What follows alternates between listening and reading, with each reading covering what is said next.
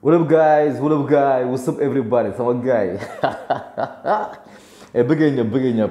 Before going faster, allow me to introduce allow me to introduce myself again. I go by the name of MALATHION, and I'm from Senegal, West Africa, Rio City, my town. Di ko may ñëpp. Moo tey sa gars yi damay wax mooy tey damay wax ci ñaaxarañ loo fële ci CEDEAO quoi, tu vois. Bon, naan finalement le ridicule ne tue plus quoi dans ce pays. Li mu bëgg a xam mooy maanaam tey jii bu ñu demee ba ñaaxarañ loo ñu yóbbu ko CEDEAO au détriment des journalistes sénégalais, tu vois. Donc day am lu ma metti trop quoi, day am lu ma metti trop. Mais li ñu naan li Wolof naan boo mayee sa doom yambar bu sa sët di yalwaan warulaa bett. Wolof moo wax loolu de nee na boo mayee sa doom yambar bu sa sët di yalwaan warulaa bett. Loolu dama koy gën a leer li mu koy gën a leer may tey jii mënu ma concevoir Macky Sall bàyyi fi des hauts fonctionnaires qualifiés isant fi boo yu génnee ay ENAM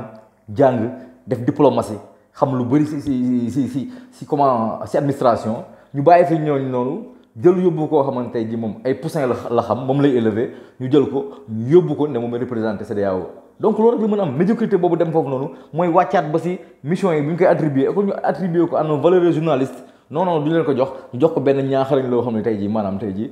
Saint-Fil maanaam du mën a tekkiwul dara mais maanaam mooy loolu quoi tu vois bugguma doyadal nit bugguma tooñ mais ñaaxarañ loo xam ne tey jii amul fa place tu vois mais nee na am na 125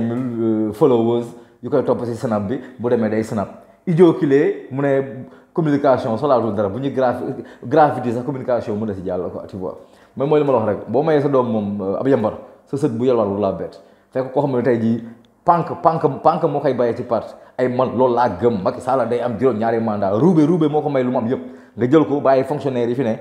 qualifié génnee ENAM école nga yóbbu leen ñu représenté Sénégal dignement ci CEDEAO mais tu préfères yóbbu benn éleveur de poussin je n'ai rien contre les éleveurs de poussin mais koo xam ne tey jii maanaam niveau am fa la toll dugal 100 poussin jaayee benn 3000 am bénéfice loolu la xam baana la nga jël ko yóbbu foo xam ne tey jii Sénégal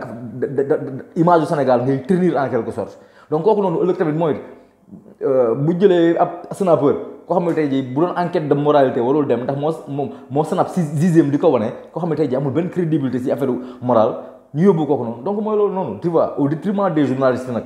parce que tey jii mu yóbboon journalistes yi nga xam ne tey jii sont très mal payés parce que looloo waral tey corruption di am si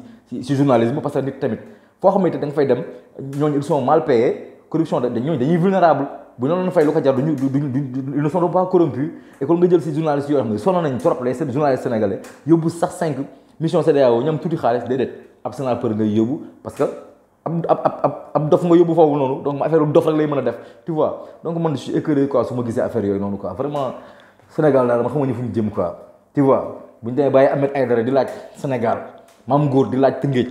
nga baal ma libaas mboobu sama gaañ nga maam góor di laaj Tëngéej c'est que le ridicule ne tue plus au Sénégal quoi tu vois da nga naan bismillah Sénégal nii def ay tës mayee ñaari ordonnance ñu lay mën nga yor géejawaay non mais Sénégal mooy loolu quoi léegi c'est la médiocrité qui prime quoi sama gars yi ma la cooloon vraiment su ma dee rek ndax xaramara yi quoi sama gars yi mooy loolu ñoo ci yeneen vidéo ñoo far